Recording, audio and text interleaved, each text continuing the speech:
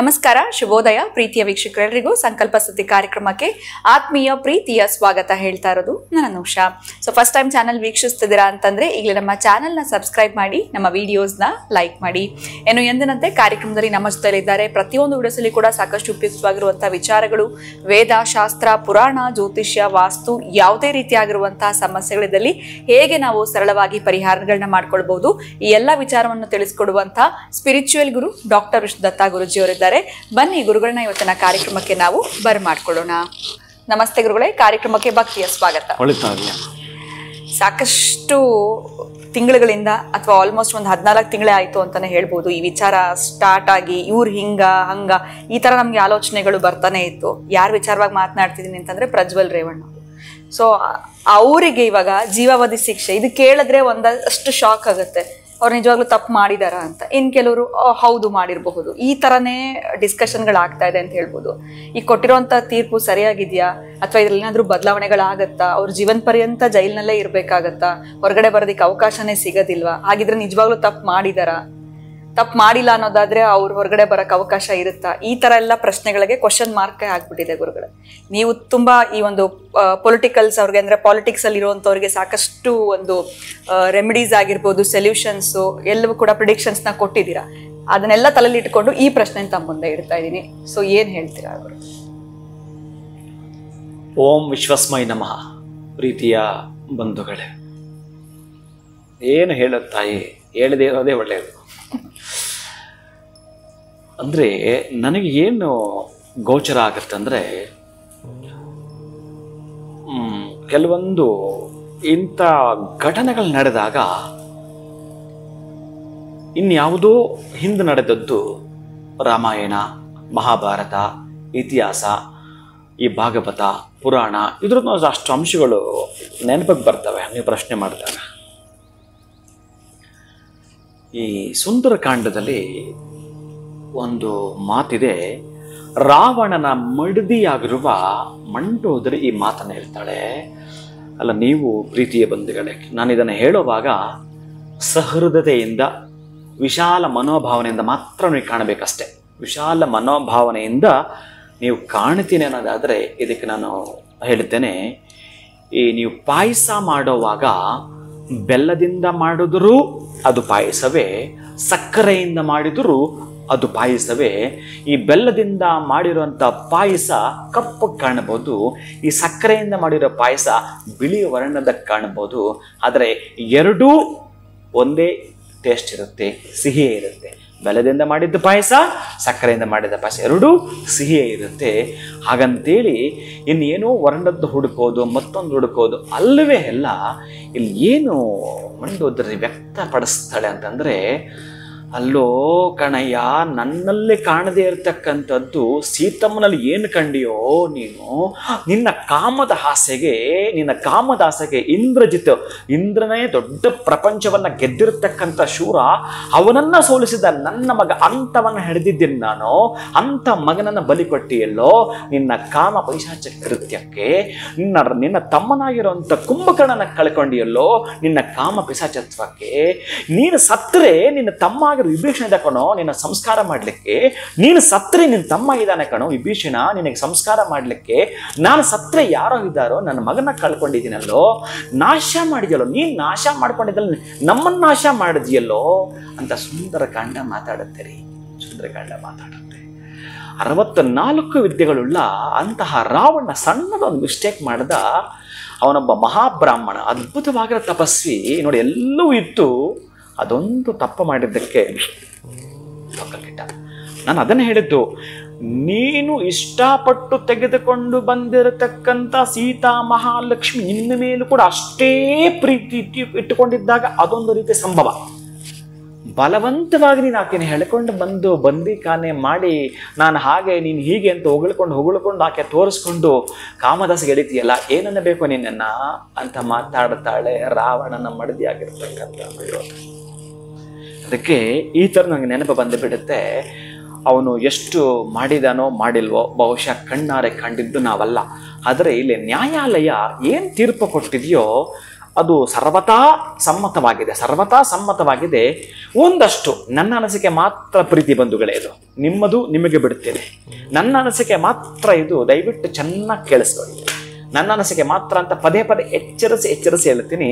ಸತ್ರ ನ್ಯಾಯಾಲಯ ಒಂದು ತೀರ್ಪನ್ನ ಕೊಟ್ಟಿದೆ, ತದನಂತರ ಹೈಕೋರ್ಟ್ ಮತ್ತೊಂದಿದೆ, ಸುಪ್ರೀಂ ಕೋರ್ಟ್ ಮತ್ತೊಂದು ಜಡ್ಜ್ಮೆಂಟ್ ಕೊಡ್ಲಿಕ್ಕಿದೆ. ಅವ್ರ ಅಪೀಲ್ ಹೋಗ್ಬೋದು, ಏನ್ ತೊಂದರೆ ಇಲ್ಲ, ಹೋಗ್ತಾರೆ, ಮಾತಾಡ್ತಾರೆ. ಆದರೆ ಕಾಲ ಅದಕ್ಕೆ ಉತ್ತರ ಕೊಡುತ್ತೆ. ಯಾರೇ ತಪ್ಪು ಮಾಡಿದ್ರು ಅದು ತಪ್ಪೆ, ಅಪ್ಪ ಮಾಡಿದ್ರು ತಪ್ಪೆ, ಮಗ ಮಾಡಿದ್ರು ತಪ್ಪೆ, ಹೆಂಡತಿ ಮಾಡಿದ್ರು ತಪ್ಪೆ. ಅಷ್ಟೇ ಯಾಕೆ, ನನ್ನ ದೇಹದಲ್ಲಿ ಇರ್ತಕ್ಕಂಥ ಎಡಗೈ ಬಲಗೈ ಗೊತ್ತಿಲ್ಲದೆ ಬಲಗೈ ಮಾಡಿದ್ರು ತಪ್ಪೆ, ಕಡೆದು ಬಿಸಾಕದ ಅನ್ನೋ ಸಿದ್ಧಾಂತ ನನ್ನದು. ಅದಕ್ಕಾಗಿ ನಾನೇನು ಹೇಳ್ತೀನಿ ಅಂತಂದ್ರೆ, ಬಹುಶಃ ಇಲ್ಲಿ ನ್ಯಾಯಾಲಯ ಅವನಿಗೆ ಜೀವಾವಧಿ ಶಿಕ್ಷೆ ಕೊಟ್ಟಿದೆ. ಎಲ್ರಿಗೂ ಖುಷಿ ಇದೆ, ಸಂತೋಷ ಇದೆ.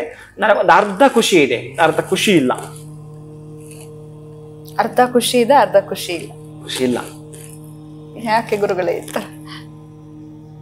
ಅದೇ ನೀವು ಕೇಳ್ತೀರಾ ಅನ್ಕೊಂಡೆ. ಅರ್ಧ ಖುಷಿ ಇದೆ, ಅರ್ಧ ಖುಷಿ ಇಲ್ಲ ಅಂದ್ರೆ ನಾನು ಇದನ್ನೇ ನನ್ನ ಆಲೋಚನೆಗಳು ಹಾಗಿರ್ತವೆ. ಇಲ್ಲಿ ಏನು ಅಂತಂದ್ರೆ, ಈಗ ಅವನನ್ನ ತೆಗೆದುಕೊಂಡು ಹೋಗಿ ನೀವು ಶಿಕ್ಷೆಗೆ ಒಳಪಡಿಸಿದ್ರಿ, ಒಪ್ಕೊಳ್ತೀನಿ. ಇಲ್ಲಿ ಯಾರ ಪರ ವಿರೋಧ ಅಂತ ಮಾತಾಡ್ಲಿಕ್ಕೆ ಹೋಗಬೇಡಿ. ನಾನೊಂದು ರೀತಿಯ ಬೆಂಕಿ, ಹಾಗೆ ನೀವು ಜ್ಯೋತಿಯಾಗಿ ನೋಡಿ ಜ್ಯೋತಿಯಾಗಿರ್ತೀನಿ, ನಾನು ಬೆಂಕಿ ಹಾಕೊಂಡ್ರೆ ಬೆಂಕಿಯಾಗಿರ್ತೀನಿ. ಇಷ್ಟೇ ವಾಸ್ತವಾಂಶ ನಾನು ಮಾತಾಡ್ತೀನಿ. 100ಕ್ಕೆ 100 ಅವನ ಶಿಕ್ಷೆ ಸಮ್ಮತವಿದೆ. ಆದರೆ ಇದು ಸ್ವಲ್ಪ ನನಗೆ ಅರ್ಧ ಮಾತ್ರ ಖುಷಿ ಕೊಡಿ, ಅರ್ಧ ಕೊಡಲ್ಲ. ಕಾರಣ ಇಷ್ಟೇನೆ, ಅವನೊಬ್ಬ ಆಗರ್ಭ ಶ್ರೀಮಂತರಿ. ಅವನು ಹುಟ್ಟಿದಾಗ ಬಡತನ ಇತ್ತೇನೋ, ಆ ನಂತರ ಅವನೊಬ್ಬ ಶ್ರೀಮಂತನಾದ, ಬೇಕಾದಷ್ಟು ಹಣ ಆಸ್ತಿ ಇದೆ. ನನ್ನ ವಾದ ಇಷ್ಟೇ, ಇಲ್ಲಿ ಒಂದು ನಾಯಿ ನಡ್ಕೊಂಡು ಹೋಗ್ತಾ ಇರುತ್ತೆ. ಪ್ರೀತಿಯ ಬಂಧುಗಳೇ, ಚೆನ್ನಾಗಿ ಕೇಳಿಸ್ಕೊಂಡು ನೀವು ಮೆಸೇಜ್ ಕೊಡಿ ನನಗೆ. ನಾಯಿ ನಡ್ಕೊಂಡು ಹೋಗ್ತಾ ಇರುತ್ತೆ, ಯಾವನೋ ಒಬ್ಬ ದಾರಿಯಲ್ಲಿ ಹೋಗ್ತಾ ಅದು ಕಲ್ಲು ಬೀಸ್ಬಿಡ್ತಾನೆ. ಪಾಪ ಅದಕ್ಕೆ ರಕ್ತ ಬಂದ್ಬಿಡುತ್ತೆ. ಅದು ಹತ್ಕೊಂಡು ರಾಮನ ಹತ್ರ ಹೋಗುತ್ತೆ. ಸ್ವಾಮಿ ನೋಡಿ, ನಾನು ಈ ರೀತಿ ಹೋಗ್ತಾ ಇದ್ದೆ, ನನ್ನ ಪಾಡಿಗೆ ನನ್ನ ಮೇಲೆ ಕಲ್ಲಾಕ್ಬಿಟ್ಟವನು, ನನ್ನ ರಕ್ತ ಬರ್ತಾ ಇದೆ, ನೀವೇ ನ್ಯಾಯ ಕೊಡಿ ಅಂತ ನಾಯಿ ಕೇಳುತ್ತೆ. ಹೌದಾ, ನೀನು ಸುಮ್ಮನೆ ಹೋಗ್ತಿದ್ದ ಹಂಗೆ ಹೊಡೆದ್ನಾ? ಸರ್ ಅವನನ್ನು ಕರೀರೋ ಅಂತ ಹೇಳಿ ಅವನನ್ನು ಕರೆಸ್ತಾನೆ ರಾಮ. ಕರೆಸಿ ಆದಮೇಲೆ, ಅಲ್ಲಪ್ಪ ಅದರ ಪಾಡ್ಗೆ ನಡ್ಕೊಂಡೋಗಿ ನೀನು ಯಾಕೆ ಹೊಡೆದೆ? ಇಲ್ಲ ಸ್ವಾಮಿ, ನನ್ನ ಅದೊಂಥರ ಬಗಳು ರೀತಿ ಕಾಣುತ್ತೆ ನನಗೆ, ಅದಕ್ಕೆ ಹೊಡೆದೆ ಅಂತಾನೆ. ಅದನ್ನ ನಾಯಿನ ಕೇಳಿದಾಗ, ಇಲ್ಲ ಸ್ವಾಮಿ ನಾನು ನಿಜ ಹೇಳ್ತೀನಿ, ಬಗಳಿಲ್ಲ, ಅವನನ್ನ ಕಚ್ಚಲಿಲ್ಲ, ಆದ್ರೆ ನಾನು ಹೊಡೆದ. ಬಗಳು ರೀತಿ ಕಾಣಿಸ್ತು ಅನ್ನಲಿಕ್ಕೆ ಅವನ ಕಲ್ಲಿಂದ ಹೊಡೆದ ಪೆಟ್ಟಾಯ್ತು, ಅದಕ್ಕೆ ಗಾಯ ಆಯ್ತು. ಅದಕ್ಕೆ ಈ ರೀತಿ ಗಾಯ ಆಯ್ತು. ಆವಾಗ ಸರಿ, ಅವನು ಸ್ವಲ್ಪ ತಲೆ ಬಗ್ಗಿಸ್ದ, ತಪ್ಪೇ ಇದು ಅಂತ ಗೋಚರ ಆಯ್ತು. ಆ ನಾಯಿನ ಕರೆದು ರಾಮ ಕೇಳ್ತಾನೆ, ಸರಿ ಈಗ ನೀನೇ ಹೇಳ ಅವನಿಗೆ ಶಿಕ್ಷೆ ಕೊಡಬೇಕು ಅಂತ. ಎಲ್ಲರೂ ಕಾಯ್ತಾ ಇದ್ದಾರೆ. ಅವನಿಗೂ ಕೂಡ ಹೊಡೆದು ಓಡಿಸ್ಬೇಕು ಇಲ್ಲಿಂದ. ಅವನಿಗೂ ಕೂಡ 10 ಕಲ್ಲಲ್ಲಿ ಹೊಡಿಬೇಕು, ರಕ್ತ ಬರೋಕೆ ಹೊಡಿಬೇಕು, ಚಾಟಿಲಿ ಹೊಡಿಬೇಕು, ಬಂಧಿಸ್ಬೇಕು. ಎಲ್ಲರೂ ಹೇಳ್ಕೊಡ್ತಾ ಇದ್ದಾರೆ, ಇದೇಳು ಅಂತ ಎಲ್ಲರೂ ಆ ನಾಯಿಗೆ ಹೇಳ್ಕೊಡ್ತಾ ಇದ್ದಾರೆ. ಅವಾಗ ನಾಯಿ ಹೇಳುತ್ತೆ ಗೊತ್ತಾ, ಏನ್ ಹೇಳುತ್ತೆ ಅಂತಂದ್ರೆ, ಸ್ವಾಮಿ ಇವನನ್ನ ಒಂದು ಮಠಾಧಿಪತಿ ಮಾಡಿಬಿಡಿ ಅಂತ ಹೇಳುತ್ತೆ. ಅವಾಗ ಎಲ್ಲರೂ ನಕ್ತಾರೆ, ಅಯ್ಯೋ ಮುಂಡೆದೆ, ಇದು ಶಿಕ್ಷೆನಾ? ಅವನಿಗೇನು ತಿರುಬೋಕ್ಯವ, ಅವನ ಮಠಾಧಿಪತಿ ಮಾಡಿದ್ರೆ ಅವನಿಗೆ ಏನೇನು ಕ್ವಾಲಿಟೀಸ್ ಬೇಕೆಲ್ಲ ಸಿಗ್ತವೆ, ಐಷಾರಾಮದ ಜೀವನ ಮಾಡ್ಕೊಳ್ತಾನೆ. ಅವನಿಗೆ ಅಡುಗೆ ಭಟ್ರು ಕೊಡ್ತಾರೆ, ಕಾರ್ ಡ್ರೈವರ್ ಕೊಡ್ತಾರೆ, ಎಲ್ಲ ಕೊಡ್ತಾರೆ, ತಿಂದ್ಕೊಂಡು ಉಣ್ಕೊಂಡು ಚೆನ್ನಾಗಿ ಆರಾಮಾಗಿರ್ತಾನೆ. ಎಲ್ಲರೂ ಹೇಳ್ತಾರೆ, ಯಾಕೆ ಆ ಶಿಕ್ಷೆ ಕೊಟ್ಟಿದ್ದು ನೀನು? ಅದು ಶಿಕ್ಷೆನಾ ಅಂತ ಎಲ್ಲರೂ ಕೇಳ್ತಾರೆ ನಾಯಿನ. ಅವಾಗ ನಾಯಿ ಹೇಳುತ್ತೆ, ನಾನು ಕೂಡ ಹಿಂದಿನ ಜನ್ಮದಲ್ಲಿ ಒಂದು ಮಠಕ್ಕೆ ಅಧಿಪತಿ ಆಗಿದ್ದೆ, ಅಲ್ಲಿ ಬಂದಿರೋದನ್ನ ಕಬಳಿಸಿ ತಿಂದಿದ್ದಕ್ಕೆ ನನಗೆ ಈ ಜನ್ಮದಲ್ಲಿ ನಾಯಿ ಜನ್ಮ ಬಂದಿದೆ. ಅವನಿಗೂ ನಾಯಿ ಜನ್ಮ ಬರಲಿ, ಅವನು ಕಬಳಿಸಿ ತಿಂತಾನೆ, ತಿಂದೇ ಇರಲ್ಲ, ಅವನು ಕಬಳಿಸಿ ಅವನಿಗೆ ನಾಯಿ ಜನ್ಮ ಬರಲಿ, ಅದಕ್ಕೆ ನಾನು ಇದಂತ ನಾಯಿ ಹೇಳುತ್ತೆ. ಇದನ್ನೇ ನೀವು ಹೀಗೆ ತಗೋಬೇಕು. ಆ ತಪ್ಪು ಮಾಡಿರುವ ಪಾಪ ಇಲ್ಲಿ ಬಹಳ ನೋವಾಗುವಂಥ ದುಃಖ ಆಗುವಂಥದ್ದು, ಅವರ ತಾಯಿ ಸಮಾನ, ಅವರ ತಾಯಿಗಿಂತ ದೊಡ್ಡವರಂತೆ ಇವರು. ಆ ಮನೆ ಕೆಲಸದಾಕೆ ಪಾಪ, ನಾನು ನಿಮ್ಮ ತಂದೆಗೆ ಸೇವೆ ಮಾಡಿದ್ದೇನೆ ಕಣಯ್ಯ, ನಿಮ್ಮ ಮನೇಲಿ ಕೆಲಸ ಮಾಡ್ತೇನೆ, ನನ್ನ ಬಿಟ್ಟು ಬಿಡು ಅಂತಂದ್ರೆ ಅಂಗಲಾಚೆ ಬೇಡಿಕೊಂಡಾಗ ಈ ಮೂರ್ಖ ಆ ಪೈಶಾಚ ಕೃತ್ಯ ಸಿಗಿದ್ದು ಬಹಳ ನೋವಾಗುತ್ತೆ. ದಯವಿಟ್ಟು ನಾವು ಸಣ್ಣ ವಯಸ್ಸಲ್ಲಿ ನಮ್ಮ ಹತ್ರ ಒಂದು ಪೆನ್ಸಿಲ್ ಇರುತ್ತೆ, ಆ ಪೆನ್ಸಿಲ್ ಇದ್ದಾಗ ಅದರ ಹಿಂದ್ಗಡೆ ಎರೇಸರ್ ಇದೆ.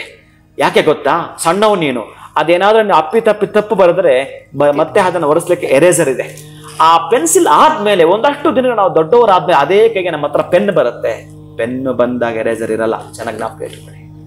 ನೀನು ಸಣ್ಣವನಿದ್ದಾಗ ತಪ್ಪು ಮಾಡ್ಲಿಕ್ಕೆ ಎರೇಸರ್ ಇದೆ ಅಂದ್ರೆ ನಮ್ಮನ್ನ ತಿದ್ದಲಿಕ್ಕೆ ಕ್ಷಮಿಸ್ಲಿಕ್ಕೆ ನಮ್ಮ ಹತ್ರ ಜನ ಇದ್ದಾರೆ. ದೊಡ್ಡವನಾಗ್ಬೇಕಾದ್ರೆ ಪೆನ್ ಬಂದಾಗೆ ನಮ್ಮನ್ನ ಕ್ಷಮಿಸ್ಲಿಕ್ಕೆ ಯಾರೂ ಇರಲ್ಲ, ಕ್ಷಮಿಸಕ್ಕೆ ಸಾಧ್ಯವೂ ಇಲ್ಲ.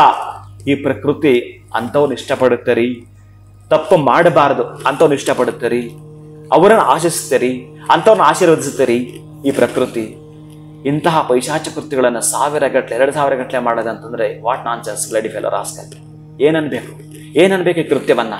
ಹೇಗೆ ಇದಕ್ಕೆ ಸಮಜಾಯಿಸಿ ಹೇಗೆ ಕೊಟ್ಕೊಳ್ತೀರ ಅಂತಂದ್ರೆ, ನನಗೆ ಅರ್ಧ ಇಲ್ಲಿ ಖುಷಿ ತಂದಿದ್ದೇನು ಅಂತಂದ್ರೆ, ಶಿಕ್ಷೆ ಕರೆಕ್ಟ್ ಇದೆ, ಆದ್ರೆ ಅವನಿಗೆ ಎಷ್ಟು ಕೊಡ್ತಾರಂತೆ, 500 ರೂಪಾಯಿಯನ್ನು ಕೊಡ್ತಾರಂತೆ, 8 ತಾಸು ಕೆಲಸ ಮಾಡ್ಬೇಕಂತೆ, ಯಾವ ಕೆಲಸ ಆಯ್ಕೆ ಮಾಡ್ಕೋಬಹುದು. ಅಲ್ಲವೇ ಅಲ್ಲ. ಅಲ್ಲಿ ಯಾರು ಕೊಡ್ಬೇಕು ಗೊತ್ತಾ? ಆಕಸ್ಮಿಕ ಈ ತಪ್ಪನ್ನ ಏನು ಯೋಗ್ಯತೆ ಇಲ್ಲದವನು ಕೊಡ್ಬೇಕು ಈ ಶಿಕ್ಷೆನ. ಇವನ್ ಯೋಗ್ಯತೆ ಇದೆ. ನಾನು ಹೇಳ್ತಿರೋದು ಒಂದು ಜಡ್ಜ್ಮೆಂಟ್, ನನ್ನ ವಾದ ಅಷ್ಟೇ ಇದು, ಇದನ್ನೇ ತೆಗೆದುಕೊಳ್ಬೇಕು ಅಂತಿಲ್ಲ. ನಾನು ಹೇಳ್ತಿರೋದು ಏನಂತಂದ್ರೆ, ಆ ಹೆಣ್ಣು ಮಗುನ ಕರೆಸಿ, ಇವನನ್ನು ಕರೆಸಿ, ನೋಡಮ್ಮ ಇವನಿಗೆ ಈಗ ಜೀವಾವಧಿ ಶಿಕ್ಷೆ ಆಗತ್ತೆ, ಇದು ಬೇಕಾ ಅಥವಾ ನಿನಗೆ ಅವನ ಕಡೆ ದೊಡ್ಡ ಮಟ್ಟದ ಪರಿಹಾರ ಬೇಕಾ? ಆಕೆಗೆ ಟೈಮ್ ಕೊಡಬೇಕು. ದೊಡ್ಡ ಮಟ್ಟದ ಪರಿಹಾರ ಅವರೆಲ್ಲ ಹೇಳ್ಕೊಡ್ತಾರೆ. ನೋಡು, ಅವನು ಜೀವಾವಧಿ ಶಿಕ್ಷೆ ಅನುಭವಿಸ್ತಾ ನಮಗೇನು ಬರುತ್ತೆ, ನಿನಗೆ ಇಷ್ಟು ಬೇಕು ಅಂತ ಹೇಳು. ನೀವು ಎಷ್ಟು ಕೇಳ್ತಿರೋ, ಅದು ಕೋಟಿಗಟ್ಟಲೆ ಕೇಳ್ತಿರೋ, ಅವ್ರೇನು ಕೊಡ್ಲಿಕ್ಕೆ ಇಲ್ಲದೆ ಅಂತಾರಲ್ಲ, ಕೊಡ್ತಾರೆ. ಕ್ಲಿಯರ್ ಆಯ್ತು. ಈ ಹೆಣ್ಣು ಮಗು ಅವತ್ತಿಂದ ನೊಂದುಕೊಂಡಿದ್ದಕ್ಕೆ ಇವಳು ಜೀವಮಾನ ಪರ್ಯಂತ ಇವ್ರ ಕುಟುಂಬ ದೊಡ್ಡ ಮಟ್ಟದಲ್ಲಿ ಚೆನ್ನಾಗಿರುತ್ತೆ, ಖುಷಿ ಇರುತ್ತೆ.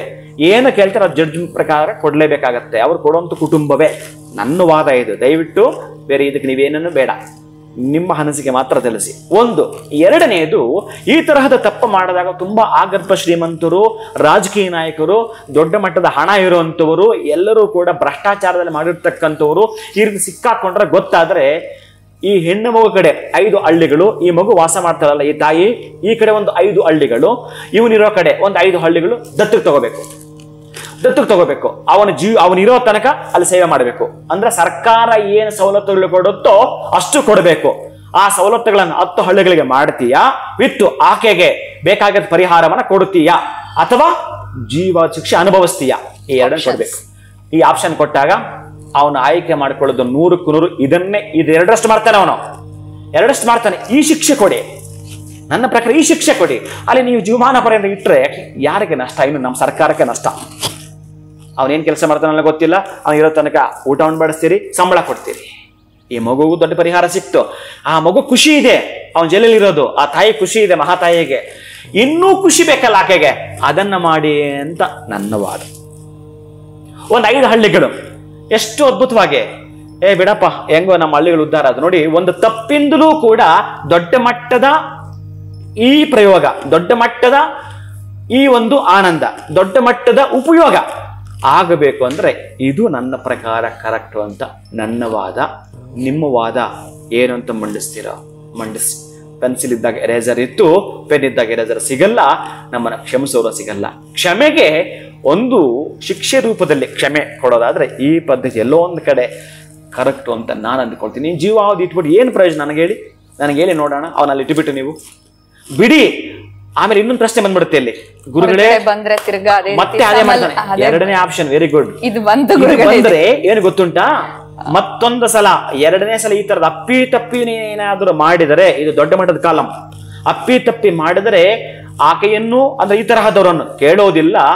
ನಿನಗೆ ಮರಣದಂಡನೆಯೇ, ನಾಟ್ ಜೀವಾವಧಿ, ಮರಣದಂಡನೆಯೇ ಅಂತ ಹಾಕಿದ್ರೆ ಮುಗೀತು ಅವನ ಕತೆ. ಅವನ ಮನೆ ಬಾಗಿಲು ಬಿಟ್ಟು ಕೂಡ ಹೋಗಲ್ಲ, ಕಿಟಕಿ ಕೂಡ ಓಪನ್ ಮಾಡಲ್ಲ. ಕಿಟಕಿ ಸಹಿತ ಓಪನ್ ಮಾಡಲ್ಲ ಮನೆಯದು. ಹೀಗೆ ಇದ್ದು ಬಿಡ್ತಾರೆ. ಇನ್ನು ಕೆಲವೊಂದಿದೆ, ನಿರ್ಬಂಧನೆ ಇರಬೇಕು, ನೀನು ಹೊರದೇಶಕ್ಕೆ ಹೋಗೋ ಹಾಗಿಲ್ಲ, ಹೀಗೆ ಎಕ್ಸೆಟ್ರಾ ಅಂತ. ಹೀಗೆ ಸ್ವಲ್ಪ ಕಾನೂನು ಬಿಗಿ ಮಾಡಿದ್ರೆ ಕಥೆನೇ ಬೇರೆ ಇರುತ್ತೆ. ಅಂತವರಿಂದ ಒಂದಷ್ಟು ಬಡವರಿಗೆ ಉಪಯೋಗ ಆಗತ್ತೆ ಅನ್ನೋದು ನನ್ನ ವಾದ, ನನ್ನ ಬಂಧುಗಳೇ. ಖಂಡಿತ ಗುರುಗಳೇ, ಅರ್ಧ ಖುಷಿ ಇದೆ, ಅರ್ಧ ಖುಷಿ ಇಲ್ಲ. ಅದಕ್ಕೆ ಕಾರಣ ಏನು ಅಂತ ತಿಳಿಸಿದ್ರಿ, ಹೇಗೆ ಮಾಡ್ಬೋದಿತ್ತು ಅನ್ನೋದನ್ನ ಕೂಡ ತಿಳಿಸ್ಕೊಟ್ರಿ. ಅಂಡ್ ಇನ್ನೊಂದು ಮಾತು ಹೇಳಿದ್ರಿ, ಪೆನ್ಸಿಲ್ ಇದ್ದಾಗ ಎರೇಸರ್ ಇರುತ್ತೆ, ಪೆನ್ ಇದ್ದಾಗ ಇರಲ್ಲ ಅಂತ. ಅದನ್ನ ಯೋಚನೆ ಮಾಡಿದ್ರೆ ಯಾವುದೇ ರೀತಿಯಾಗಿರುವಂತಹ ತಪ್ಪುಗಳನ್ನ ನಾವು ಮಾಡಬಾರ್ದು ಅನ್ನುವಂಥದ್ದು ನಮಗೆ ಮಂದಟ್ಟಾಗತ್ತೆ ಅಂತಾನೆ ಹೇಳ್ಬೋದು. ಈ ವಿಚಾರವಾಗಿ ತಮ್ಮ ಒಪಿನಿಯನ್ ನಮಗೆ ತಿಳಿಸ್ಕೊಟ್ಟಿದ್ದಕ್ಕೆ ಧನ್ಯವಾದಗಳು ತಮಗೆ. ನಮಸ್ಕಾರ. ಹರೇ ಶ್ರೀನಿವಾಸ. ವೀಕ್ಷಕರ, ವಿಡಿಯೋನ ಮುಗಿಸುವಂತಹ ಸಮಯ ಆಗಿದೆ. ನಮಸ್ಕಾರ.